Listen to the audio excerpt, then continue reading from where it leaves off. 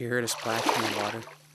His heart started to race as he felt the stronger presence of the shapeshifter. Never forget the old ways.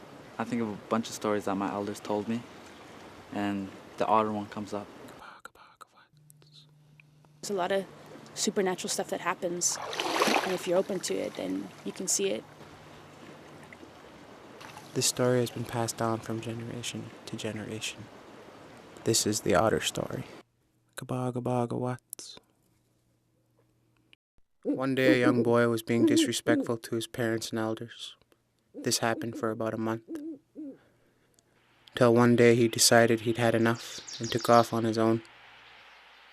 I remember as a teenager, there was always a time where the not so good things came around, like alcohol and drugs and smoking. I think it's easy sometimes to get caught up in a lot of stuff where you're trying to be something that you're not, and you move to the city and trying to be glamorous, partying a lot, dressing up real fancy, all that kind of stuff. It's just distractions of who you truly are and what you really believe in. He started down the long path to the beach. As he walked, he could feel a certain presence near.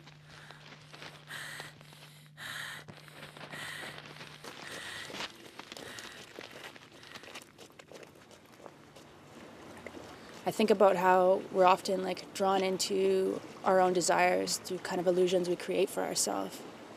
So we decide sometimes that we don't, need supports, and we take the hard road. We take the long road and the lonely road. This otter that lived in the water could take people by shape-shifting into whatever that person most desired. They talk about covering your mouth, and I noticed with my friends, when they smoke weed, it's like they cover their mouths. It is like it's trying to coax you into going with them, and when it does, it just takes you. I think the otter can be a good thing, not just seen as a bad, scary thing. Maybe it's trying to tell you, trying to steer you away from a wrong decision that you may be struggling with. Yeah. My elders told me never to be blinded by glamour and glitz. If I usually go on a walk or think by myself, get away from all the noise and think about what I've done and things I've done and how I could better myself. And it's really hard to say no, but I know the right choices that I have to make.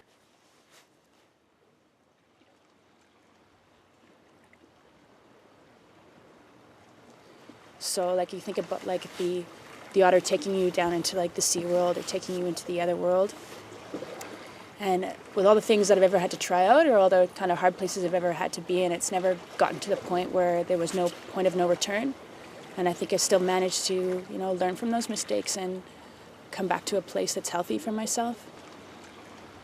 We have the responsibility to make good choices for ourselves, and also to be careful of those outside forces, to be careful of those things that are out there that are there to pull you in or there to lead you down the wrong way, and to have your guard up and to always really trust your gut.